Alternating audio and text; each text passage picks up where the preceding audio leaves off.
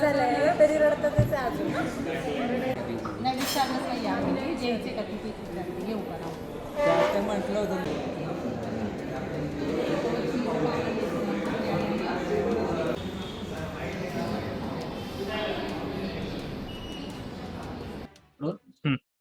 Sir काय सांगू, खरं तर रांका ज्वेलर्स आतापर्यंत वेगवेगळ्या वस्तू याचा युनिक वस्तू देण्यासाठी प्रसिद्ध असतं. त्याप्रमाणे यावेळी देखील तुम्ही चक्क एक चांदीच्या चप्पल या ठिकाणी बनवलेल्या आहेत कस्टमरच्या ह्याच्यानुसार. एक किती खर्च आला, किती दिवसात ते बनलं आणि काय ह्या चप्पलमध्ये असं युनिक आहे?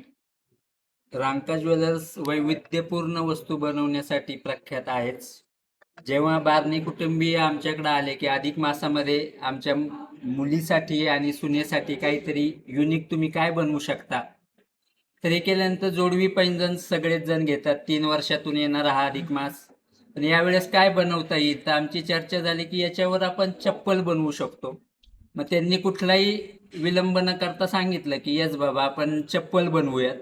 कारण चांदीचं नक्षीकाम जेवढं सुंदर राहतं त्याच पद्धतीनं चांदी ही आयुर्वेदिक दृष्ट्या सुद्धा खूप फायदेशीर आहे. आणि चांदीची चप्पल यूज करा किंवा जोडवी किंवा पैंजण घाला तुम्ही, त्याच्यापासून शरीरातील उष्णता ही नियंत्रित राहते, डोकं शांत राहतं, झोप शांत पद्धतीनं लागते.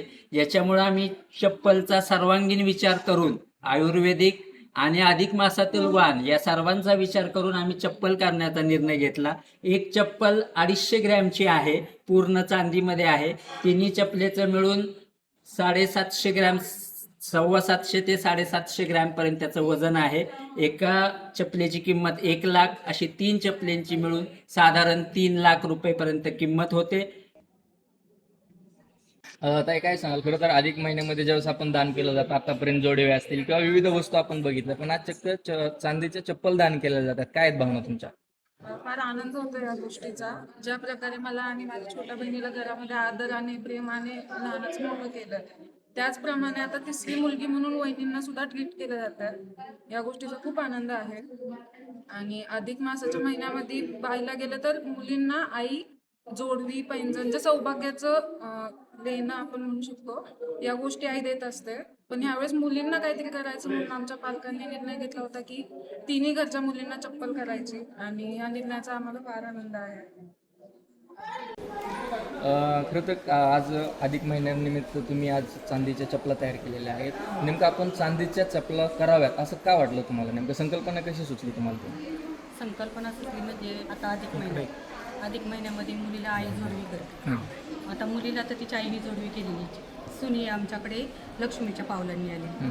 2 मुलींना आता आम्हाला करायचंच होतं चपला, त्याही मुली लक्ष्मीच्या पावलांनीच आपल्या घरात आलेल्या याच्यात मला तशी. मग आता सुनेला पण ही लक्ष्मीच्या पावलांनी तिची पावलं आमच्या घरात उमटावी अशी आमची इच्छा असल्यामुळे आम्ही ही संकल्पना सुचवली. आणि सासूच्या नात्याबद्दल आणि वेगवेगळ्या चर्चा आपण ऐकत होतो, परंतु आज एक खरं तर कौतुकास्पद उपक्रम म्हणजे तुमच्या सासूबाईंना तुमच्यासाठी एक चांदीच्या चप्पल तयार केल्या, ज्याप्रमाणे त्यांनी मुलीला केल्या. म्हणजे अगदी मुलगी आणि सासू सून अशा दोन्ही एकत्र समन करून त्यांची संकल्पना होती. काय वाटतं तुम्हाला, कसं वाटतंय बघून? मला खूप जास्त आनंद होतोय की त्यांनी मला त्यांच्या मुलीप्रमाणे ठेवायचं ठरवलंय.